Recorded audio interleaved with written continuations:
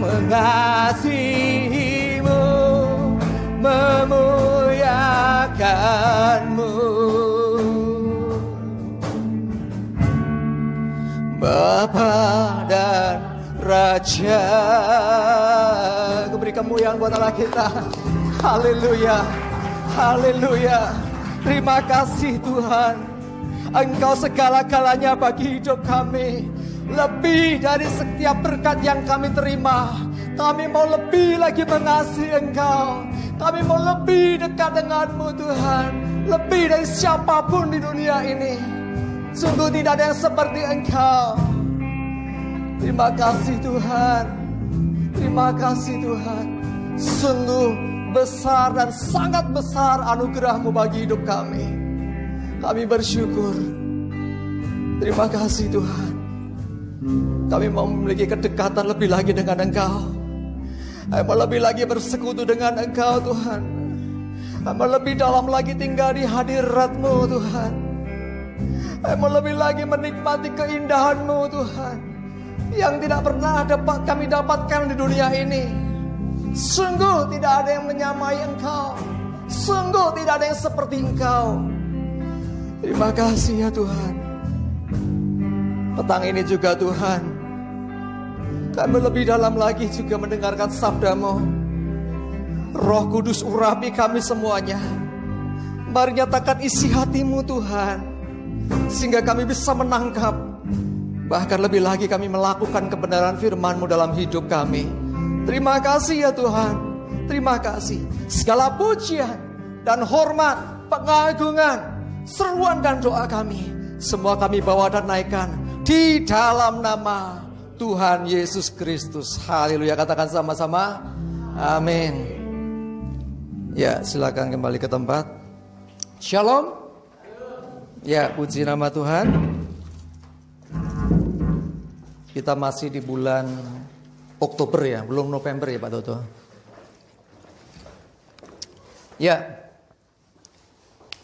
selama bulan Oktober ini kita berbicara tentang keintiman dengan Tuhan, bagaimana kita harusnya memiliki hubungan yang lebih lagi dengan Tuhan. Saya tidak mau ini berlalu sebagai pengertian, pengetahuan buat kita. Hanya pengetahuan saja. Saya tidak mau seperti itu. Saya nggak mau saudara cuma, oh ya maksudnya keintiman atau kedekatan dengan Tuhan seperti itu. Enggak, saya ingin bahwa setiap kita mengalami sendiri. Amin. Ya, saya berharap setiap kita bisa mengalami sendiri bagaimana kita hidup dekat dengan Tuhan, semakin melekat dengan Tuhan. Apalagi kita tahu bahwa ini sudah akhir zaman. Ya, begitu banyak nubuatan-nubuatan tentang akhir zaman yang digenapi. Apa yang dikatakan kitab suci satu persatu digenapi. Ya, salah satu yang menghebohkan dunia tentunya adalah dengan adanya pandemi COVID-19 yang tidak dinyono-nyono. Mungkin negara lain sudah mengalami. Indonesia tiba-tiba di sekitar bulan Maret tahun ini mengalami sesuatu yang luar biasa. Sampai sekarang belum bisa teratasi. Bukan hanya Indonesia, mayoritas hampir semua dunia mengalami, hampir semua bangsa mengalami. Ya, saudaraku dikasih Tuhan, tetapi apapun yang terjadi, percayalah Tuhan tidak meninggalkan kita. Amin. Ayo kita buka Alkitab kita, Mazmur 19 ayat 14 sampai 16. Mazmur 91. Saya tadi salah sebut ya. Mazmur 91 ayat 14 sampai 16. Sudah ketemu? Masih ada yang mencari? Ya. Oke, saya akan bacakan Mazmur 91 ayat 14 sampai 16. Sungguh hatinya melekat kepadaku, maka aku akan meluputkannya. Aku akan membentenginya, sebab ia mengenal namaku. Bila ia berseru kepadaku, aku akan menjawab. Aku akan menyertai dia dalam kesesakan. Aku akan meluputkannya dan memuliakannya. Dengan panjang umur akan kukenyangkan dia, dan akan kuperlihatkan kepadanya keselamatan daripadaku. Amin. Saudaraku dikasih Tuhan, perhatikan ayat ini. Sungguh berarti benar. Sungguh ini memantapkan apa yang mau dikatakan berikutnya. Sungguh hatinya melekat kepadaku. Kepada siapa? Tuhan. Kunya itu kalau di Alkitab tertulis huruf besar K-nya, itu berarti bicara tentang Tuhan. Jadi dikatakan sungguh hatinya melekat kepada Tuhan. Maka apa kata Tuhan? Janji Tuhan luar biasa. Ya, sebelum sampai ke janji Tuhan, melekat kepada Tuhan itu gimana toh? Sudah berulang kali minggu yang lalu Pak Agustinus juga sampaikan, ya seperti Maria duduk dekat kaki Tuhan, mendengarkan Tuhan. Ya, saudara dikasih Tuhan, minggu yang lalu, Sabtu yang lalu ya, itu Sabtu yang panjang. Saya edit video itu sampai jam selakir, saya upload ke Facebook jam 5 pagi. Padahal saya jam setengah 8 harus berangkat Slogoimo. Wah itu rekor ngedit terpanjang di dunia untuk saya. Untuk keperluan bisa kita sharekan, memberkati bukan hanya jemaat di sini, tapi siapapun yang menyaksikan di luar sana. Ya, jadi luar biasa. Bukan karena ngeditnya yang sulit, bukan, tapi lebih karena ada sedikit trouble. Jadi untuk memindah data itu agak susah karena cukup besar filenya. That's okay, ya. Melekat kepada Tuhan seperti Maria yang dia nggak mau meninggalkan Tuhan. Dia maunya duduk dekat mendengarkan terus menerus kata firman Tuhan. Jadi Maria mendengarkan terus menerus sementara Marta sibuk sana sibuk sini. Banyak orang sibuk sana sibuk sini lupa atau tidak ngerti sebetulnya apa yang dimaui Tuhan. Itu masalahnya. Ada begitu banyak orang sibuk dengan berbagai macam aktivitas hidupnya. Baik itu pelayanan, mungkin termasuk kegiatan sehari-hari dalam hidupnya. Tetapi ternyata yang dilakukan itu tidak seperti yang Tuhan mau. Kenapa begitu? Karena kurang mendengarkan Tuhan. Saya yakin Maria yang duduk diam dekat kaki Tuhan mendengarkan Tuhan lebih ngerti apa yang berkenan di hadapan Tuhan daripada Marta yang sibuk dengan aktivitasnya yang maksudnya juga baik. Ini bukan masalah baik dan tidak baik. Ya, Marta baiklah menyambut tamu sedemikian rupa. Tetapi perhatikan, kalau kita mau menyambut seseorang, kalau kita mau melayani seseorang, kalau kita mau menyenangkan seseorang, dengarkan apa yang dia mau. Amin. Ini kuncinya di situ. Dengarkan dulu apa yang Tuhan mau. Oh, Tuhan maunya begini, baru lakukan. Sebab kalau enggak seringkali akan terjadi yang namanya basa Jawane mindon gaweni. Apa itu? Iya, diulang lagi. Melakukan gini, Tuhan bukan gitu. Ini dulu, baru baleni lagi kesana lagi. Nah, jadi artinya tidak efektif. Nah, bahkan kadang-kadang yang kita lakukan, pengorbanan kita bisa saja juga ternyata tidak berkenan. Nah, sedih kan? Apa yang dilakukan Kain ketika mempersembahkan? Bedanya dengan Habel apa? Tuhan mengindahkan, Tuhan berkenan kepada persembahan Habel, tapi tidak dengan punyanya Kain. Mungkin kita akan memandang, loh, berarti Tuhan pilih kasih dong. Kenapa enggak kedua-duanya diambil? Tuhan tahu hati. Loh, tahunya dari mana? Mereka sama-sama mempersembahkan yang terbaik kok. Kain juga hasil pertaniannya dia persembahkan pasti yang terbaik. Habel demikian juga dengan ternaknya yang terbaik. Lihat berikutnya. Tuhan tahu sebelum sesuatu terjadi. Di hatinya Kain sudah ada sesuatu yang tanda kutip kurang beres. Ya, di hatinya Kain sudah ada. Makanya Tuhan berkata, kalau engkau berbuat baik, kenapa mukamu muram? Tuhan dah tahu ada sesuatu nggak beres di hatinya Kain. Dan betul kan terbukti akhirnya singkat cerita adiknya dibunuh. Kalau nggak ada masalah dari awal, saya yakin nggak akan berlanjut sampai ke sana. Iblis nggak akan bisa menggoncang dia kalau dia benar di hadapan Tuhan. Dia nggak nangkep. Dan ternyata model pengorbanan Habel itu adalah gambaran dari nantinya penebusan dosa umat manusia. Yaitu dengan apa? Darah. Walaupun waktu itu darah domba. Tapi akhirnya darah anak domba Allah. Yaitu Tuhan Yesus. Itu ya, itu gambarannya sudah ditangkap oleh si Habel. Ya, kita lanjut. Seseorang yang hatinya melekat kepada Tuhan, dekat dengan Tuhan, artinya apa? Dia bisa ngerti isi hatinya Tuhan. Ya, dikatakan hatinya melekat kepada Tuhan. Hatinya melekat, lebih tepatnya sebenarnya melekat kepada hatinya Tuhan, gitu loh. Ya, hatinya melekat kepada hatinya Tuhan. Hati manusia yang melekat kepada hatinya Tuhan, dia akan sampai ngerti. Kalau dalam bahasa keren sering disinggung itu sampai detak jantungnya Tuhan ngerti. Oh, sampai segitunya. Jadi apa yang jadi isi hati Tuhan itu akan disampaikannya. Bagaimana Tuhan bergaul dengan Henokh, kita tahu kisahnya. Bagaimana Tuhan bergaul dengan Abraham sampai untuk sebuah rencana besar itu minta pendapatnya Abraham. Oh, Tuhan itu gimana manusia sih minta pendapat? Karena dekatnya hatinya Abraham kepada Tuhan. Ya, oke. Terus dikatakan maka aku akan meluputkannya, lengkapnya meluputkannya dari segala malapetaka, meluputkan dari segala mara bahaya, meluputkan dari segala yang buruk. Kalau orang yang hatinya melekat kepada Tuhan, Tuhan janji akan diluputkan. Meluputkan gimana toh? Misalnya ada saya ini diminta, ya kalau zaman dulu ada namanya gladiator tahu ya. Sebelum itu ada istilah namanya saling bunuh. Pokoknya sama-sama narapidana segera saling bunuh. Siapa yang menang dia nanti dibebaskan gitu loh. Yang kalah ya mati. Meluputkan tuh misalnya kon manah, mesti saya panah gini tapi sengaja tak ngeneke. Pertama gini begitu rakyat lepas sulit lari ke sana. Diluputkan nggak kena istilah lainnya.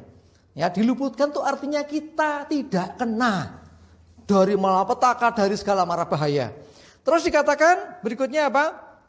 Aku akan membentenginya. Saudara tahu benteng? Bukan benteng ya, benteng. Nah benteng itu mungkin dari istilah sama. Dulunya ada benteng yang melilit keraton gitu ya. Jadi sebuah kota zaman dulu namanya kota berkubu, itu kota yang dikelilingi benteng. Dan zaman dulu benteng itu kuat sekali, bahkan bisa sampai di atasnya untuk lewat, untuk jalan. Termasuk salah satu yang terkenal adalah benteng Yeriko. Itu pun rubuh juga sih ya. Jadi dulu kota itu seperti itu, dibentengi keliling. Tujuannya apa? Aman dari serangan musuh.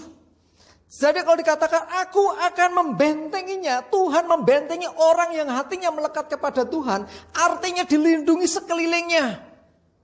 Ketika ada serangan, kena ke benteng dulu, nggak bisa ngenain yang di dalam. Luar biasa kan? Tuhan sampai bukan hanya diluputkan, tapi dibentengi. Ya luar biasa. Benteng itu berarti perlindungan. Perlindungan Tuhan itu pasti kuat, tidak mudah ditembus. Ya, berikutnya. Seruannya akan didengar. Ya, terus dikatakan, karena dia mengenal namaku, bila ia berseru kepadaku, aku akan menjawab. Saat berseru, ya, saat seorang berseru, berdoa, memanggil nama Tuhan, Tuhan akan menjawab. Ini orang yang hatinya melekat kepada Tuhan. Seruannya, perkataannya, ucapannya, doanya didengar sama Tuhan. Luar biasa. Saya mau beritahu saudara, kadang-kadang Alkitab cuma kata didengar. Ya, dikatakan, aku akan menjawabnya. Bukannya dengar tapi dijawab. Dan jawaban itu bukan hanya suara. Artinya bahasa kerene ya, dikabulkan yang dimaksud menjawab. Aku akan menjawab seruannya itu berarti aku akan mengabulkan permintaannya. Ya, jadi kita bukan berarti dijawab Tuhan, jawab yole gitu. Enggak gitu. Tapi Tuhan menjawab dengan mengabulkan apa yang menjadi seruan atau harapan doanya. Jadi kalau pengen doanya dijawab Tuhan, ayo melekat sama Tuhan. Jangan berdoa seperti orang yang berikhtiar. Ngerti? Berikhtiar gimana? Namanya juga usaha mas. Yang kono-kono, golek tombo, mbok menawa kok ditambani mbayake jare pinter, mbayake jane hebat, jenenge wong golek usaha. Usaha kan ya ora apa-apa to, Mas. Iki lho warungku gen laku, aku ya usaha. Aku ya ndonga njoknya Gusti Allah ning aku ya usaha. Betul, ning usahane salah. Usaha yang betul ki usaha warungmu diapekke, layanan ditingkatkan, rasa masakan dienakkan itu usaha, bukan yang ngene mbah kae. Ya. Banyak kan bilang gitu. Jadi datang kepada Tuhan jangan seperti orang berikhtiar, nyari butuh tok, baru begitu udah selesai. Bukan juga seperti orang sakit menemui dokter, sebenarnya bukan hanya seperti itu. Ya, ketemu dokter tambah mari, mari balinera. Siapa yang pernah ke dokter? Mungkin habis misalnya kecelakaan ya, patah tulang, wah kontrol terus begitu mari sehat, sapa sing digoleki dokter ndemen. Ya lupa, udah selesai gitu loh. Kita ke Tuhan jangan seperti orang berikhtiar, nyari pertolongan, begitu ditolong rampung, dadah. Enggak gitu, saudara. Tuhan ingin hati kita terus melekat. Amin. Ya, berdoa dikabulke Tuhan, jangan wis dikabulke lali. Berdoa njaluk gawean dikei gawean bareng untuk gawean lupa dengan Tuhan. Sebelum punya kerjaan, ibadah rajin ibadah jam 6 ya, jam 6, jam 5 kurang seprapat wis nunggu ning ngarepan. Rung dibuka. Wih, luar biasa toh. Yo, kalau tiba-tiba dia berdoa di rumah dapatnya berangkat jam 5 kurang seperempat, suara itu kuat sekali dia dengar, dia akan lakukan. Supaya kamu mengalami kuasa kesembuhan, datang jam 5 kurang seperempat, ada pendeta suatu saat datang 1 jam seperempat sebelum ibadah, supaya kamu akan menerima pertolongan Tuhan, mesti mangkat, betul nggak? Barang mesti tolong. Yang sakit sembuh, pengen gawe untuk gawean, bisnisnya meledak orang kobong, maksudnya jadi berhasil. Wah rame, dan ternyata hari ibadah misalnya minggu gitu ya, pas minggu rame-rame nih, betul nggak? Ayo rumah makan minggu lebih rame apa hari Senin atau minggu rame di? Minggu. Mall Senin karo minggu rame di? Minggu. Bioskop Senin murah, minggu larang. Ayo enggak percaya? Saya belum pernah mlebu saudara nonton. Cuma nonton tulisannya. Pernah sih ada Mas Eko saya di Paidong, tapi sama mereka saja. Saya tuh nonton bioskop itu cuma waktu sekolahan 2 kali waktu SMP sama di Jakarta Mas Eko dan Sinta dan itu aja sih. Yang sendiri ngajak calon istri apalagi enggak. Belum pernah. Tapi tahu beritanya gitu. Wih, iya Senin regane le murah. Ya karena Senin sepi. Maksudnya supaya orang mau nonton, murah dan tetap orang mau datang. Ya. Minggu rame-ramenya akhirnya apa? Aduh, pas jam ibadah. Tuhanku ngerti, bukankah Kau yang menjawab doaku, memberikan aku rezeki seperti ini. Kalau aku tidak mengambilnya berarti aku salah. Wah, pembenaran saudara. Hati-hati. Diambil lagi sama Tuhan, kelipek saudara, gulung ya. Jangan sampai kita lupa, Dia yang memberi. Kita bukan sedang berikhtiar, kita sedang mengandalkan Tuhan, kita sedang percaya kepada Tuhan. Kalau orang berikhtiar, sementing aku untuk pertolongan baru selesai.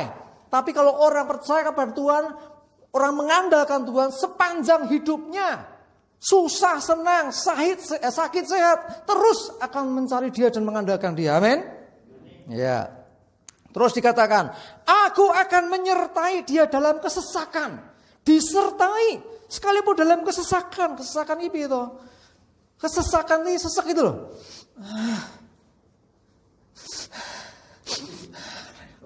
Nangisnya kebangetan sampai ngomong aduh, saya lihat kalau anak saya nangis sampai aduh sakit menunduk gitu.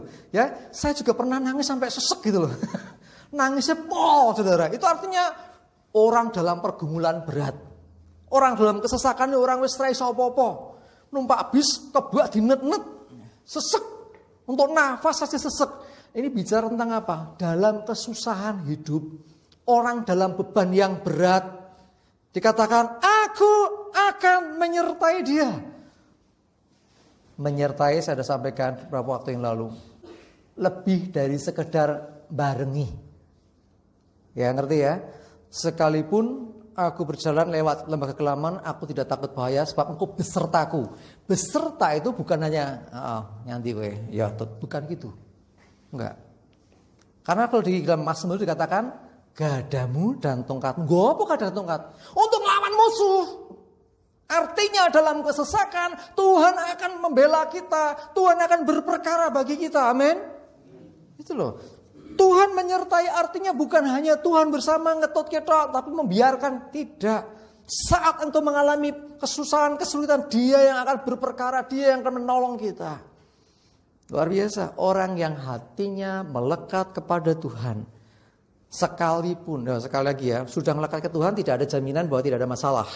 Orang percaya Tuhan, ikut Tuhan bukan berarti gak ada masalah. Masalah tetap ada dan bahkan mungkin besar. Tetapi percayalah dalam penyertaan Tuhan. Sebesar apapun masalah itu, engkau pasti bisa menanggungnya sebab engkau gak sendiri. Tuhan turut menopang. Tuhan turut menolong engkau. Amin. Kenapa gak ditanggung semua saja? Enggak usah ngapa-ngapain. Tuhan mau supaya kita jadi orang-orang yang kuat. Tuhan gak mau jadikan kita anak-anak gampang. Tuhan gak mau kita jadi anak-anak yang membeli, anak-anak yang cengeng, dikit-dikit utung, dikit-dikit minder mundur, ranu.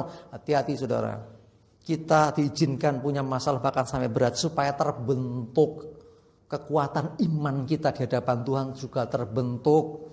Kenapa orang fitness itu bebannya kok abot, gen bentuk? Jangan lihat saya. Ini bentuknya lain. Kan wis gitu kan. Ora mungkin saon wae, ora mungkin. Mesti berat. Bahkan nanti gini pertama berapa tambah lagi. Tujuannya semua membentuk. Secara roh kita juga sama dibentuk oleh Tuhan. Diizinkan masalah-masalah terjadi bukan supaya kita ini kelipek, bukan supaya kita enggak berdaya, tetapi supaya terlihat betul imanmu kepada Tuhan. Apakah kau tetap percaya ketika kau menghadapi masalah? Apakah kau tetap mengandalkan Tuhan saat kau menghadapi beban yang berat dalam hidupmu? Seakan-akan gak ditolong. Ada kata seakan-akan. Ya, di Alkitab dikatakan setelah menderita seketika lamanya. Loh, dikatakan ada menderitanya seketika itu sak nunuk gitu loh. Gak lama. Diizinkan seketika mengalami itu. Tetapi setelah itu pertolongan dan kuasa Tuhan terjadi. Ya, kalau diizinkan saudara punya pergumulan hari ini, punya masalah yang berat hari ini, punya beban yang berat hari ini, engkau sedang dilatih oleh Tuhan untuk menjadi orang-orang yang kuat. Ya, oke, lanjutnya. Aku akan meluputkannya sama yang atas dan memuliakannya. Loh, bukankah kita harus memuliakan Tuhan? Ya, tapi perhatikan, ini Tuhan yang memuliakan manusia. Perhatikan, aku A besar, ini bukan huruf depan. Karena habis koma, berarti merujuk kepada pribadi. Aku Tuhan akan meluputkannya, nyanya kecilnya manusia. Jadi akan meluputkannya dan memuliakannya. Dimoyakne, diangkat. Nek jawone diumbulke derajate. Jadi diangkat posisinya. Jadi bukan orang-orang yang dibawa terus dalam lembah kekelaman, tapi diangkat keluar, bahkan diberikan satu kepercayaan. Di Alkitab sering kita baca, bahkan sering juga berdoa, jadi kepala dan bukan ekor, semakin naik dan bukan turun, ya, di janjian lama gitu ya. Itu betul. Tuhan mau itu memuliakan saudara dan saya. Tidak lawannya memuliakan itu mempermalukan. Tuhan mau supaya anak-anaknya jadi anak-anak yang penuh kemuliaan Tuhan. Melalui hidup kita pancarkan kemuliaan Tuhan. Supaya melalui kita bisa juga jadi berkat buat orang lain. Amin. Ya. Terus dengan panjang umur, ini berikutnya panjang umur. Panjang umur tahu toh? Ulang tahun. Anak saya ngomong panjang umur langsung ulang tahun. Ya, panjang umur arti sudah diberikan kesempatan umur panjang di dunia. Tujuannya apa? Supaya ya diberi panjang umur itu bukannya supaya kau tinggal dalam dosa, tidak. Supaya kau penuh kemuliaan dan terus dipakai Tuhan untuk menyatakan kemuliaan. Panjang umur.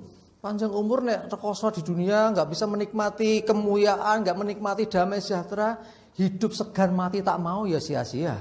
Nek ono dongane, Tuhan aku mau pulang sekarang aja kalau aku memang sudah selesai. Gitu. Tak ajari nek saudara merasakan hidupmu berat sekali, kok rasanya Tuhan, apakah engkau masih punya rencana? Doa, tak ajari doa rahasia. Jangan bilang siapa-siapa. Tuhan, apakah engkau masih punya rencana untuk hidupku? Untuk kemuliaanmu? Kalau iya Tuhan, aku siap. Tapi kalau Tuhan sudah selesai, bawa aku pulang aja Tuhan. Gitu loh. Jangan hidup segan mati tak mau. Tak bujui gini. Bukan aku pengen meninggal, enggak, betul. Ya, kenapa begitu? Karena Tuhan mau diberi umur panjang kepada kita, memberi umur panjang. Itu tujuannya bukan kau menderita di dunia, bukan. Kemuliaan menyertai hidupmu. Jadi orang-orang yang akan memancarkan kasih Tuhan bagi dunia. Engkau jadi kesaksian bagi dunia. Ya, terus dengan umur panjang akan kukenyangkan dia, tidak kelaparan. Ini kenyang ini dalam pengertian yang lain bukan sekedar perutnya, tetapi diberi kelimpahan, diberkati Tuhan, dipelihara Tuhan. Memelihara Tuhan kan mesti kopen loh. Ya, tak mungkin kita ngopeni wedhus saja mau disembek sekali dua kali langsung bingung boleh apa kayak oh iya orang diombeni langsung segera malam-malam pun mentangi. Saya pernah punya kambing dulu soalnya. Ya, apalagi Tuhan, kita ini domba-dombanya Tuhan. Dia lebih ngerti, akan dikenyangkan, diberi umur panjang. Wah, luar biasa. Terus, dan kuperlihatkan kepadanya keselamatan daripadaku. Sebentar. Saya cari tafsiran lain untuk ayat ini supaya kita lebih bisa memahami. Kadang-kadang tata bahasa Indonesia agak berbeda dengan yang aslinya. Jadi dikatakan saya temukan satu arti lagi, bukan kuperlihatkan. Ya, perlihatkan gila keselamatan, kan orang nggak selamat. Maksudnya bukan gitu ternyata. Jadi kuberikan keselamatan. Nah, ini terjemahan yang lain. Dikatakan kuberikan keselamatan yang daripadaku. Jadi artinya diberi keselamatan, selamat. Walaupun jenenge rehaning selamat. Selamat orangnya, namanya boleh siapa saja. Mau mince, mau yang lain, tapi selamat dia. Dan selamatnya itu bukan hanya selamat neng donya. Neng selamat donya akhirat. Artinya apa? Bukan hanya di dunia saja. Nanti saudara setelah selesai kontrak dunia, di sana kita beroleh kehidupan yang kekal. Amin. Ya, jadi saya ngajak kita, ayo melekat kepada Tuhan. Ya, setidaknya saya mencatat 8 hal ini. 8 janji Tuhan yang diberikan kepada orang-orang yang hatinya melekat kepada Tuhan. Lebih tegas lagi, yang hatinya melekat kepada hatinya Tuhan. Ya, kalau orang melekat itu seperti gambaran sederhana orang sedang jatuh cinta. Orang sedang manten anyar, tinggal di rasanya suwe banget. Aku tak mangkat neng pasar dili yo, manten suwe mentong. Kenapa? Karena hatinya melekat. Amin.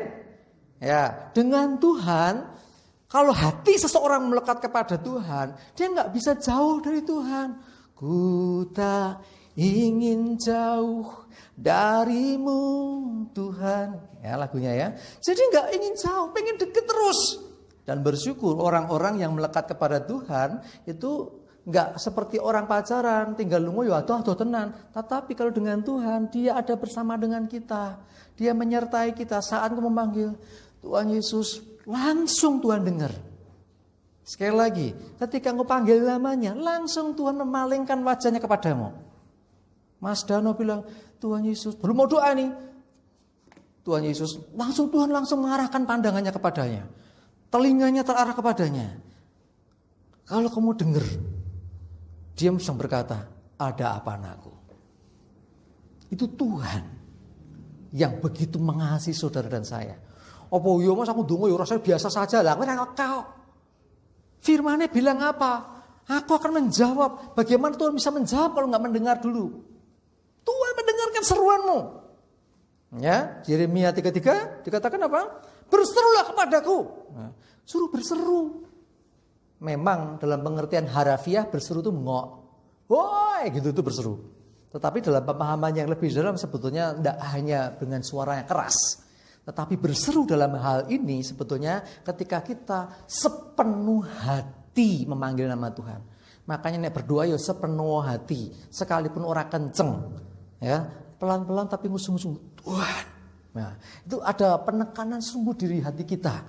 Jadi kita ketika berseru memanggil nama Tuhan itu berarti dengan sepenuh hati memanggil namanya.